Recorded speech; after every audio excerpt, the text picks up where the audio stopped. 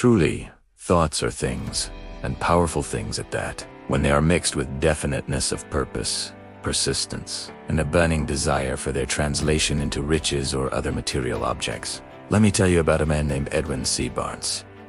He had one single, all-consuming desire to become a business associate of the great inventor, Thomas Edison. But there were two problems. He didn't know Mr. Edison, and he didn't have enough money for a train ticket to East Orange, New Jersey. Did that stop him?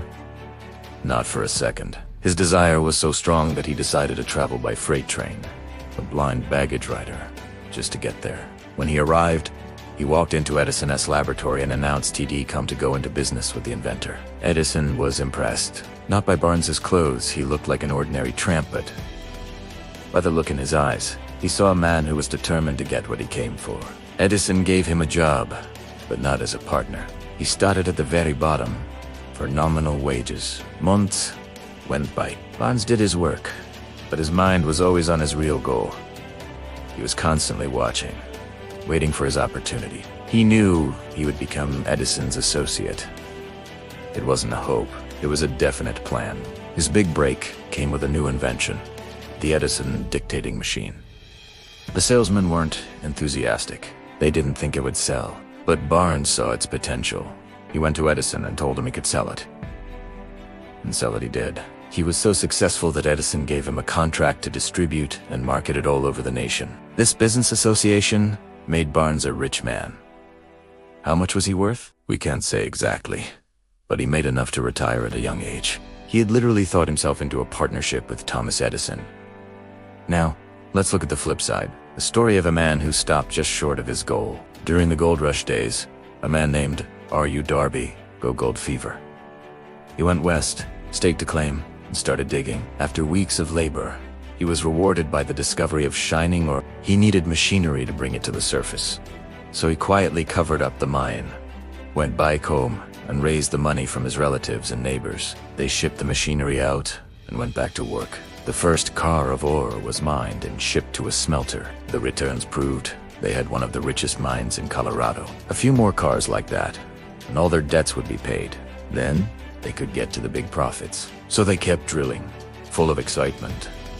But then something happened. The vein of gold disappeared. They'd come to the end of the rainbow, and the pot of gold was no longer there. They drilled on, desperately trying to pick up the vein again, but it was all in vain. Finally, they decided to quit. They sold the machinery to a junk man for a few $100s and took the train back home, defeated.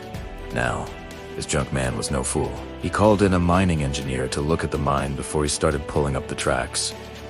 The engineer gave his opinion. He said the project had failed because the owners weren't familiar with fault lines. His calculations showed the vein would be found just 3 feet from where the Darbys had stopped drilling, and that is exactly where it was found. The junk man took millions of dollars in or from the mine, all because he knew enough to seek expert counsel before giving up. Darby learned a powerful lesson.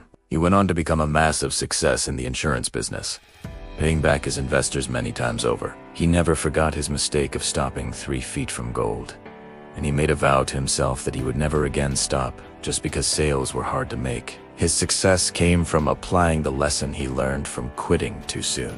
So, what's the difference between Barnes and Darby? One had a desire so strong it became an obsession and wouldn't take no for an answer. The other gave up when faced with temporary defeat. Before success comes in any person's life, they are sure to meet with much temporary defeat, and perhaps some failure.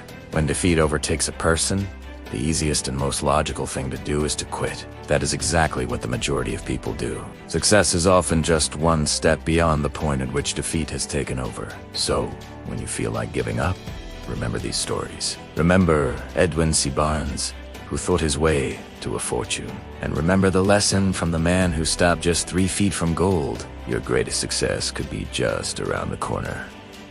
Thanks for watching. If you found this story inspiring, make sure to like and subscribe for more content that can change the way you think.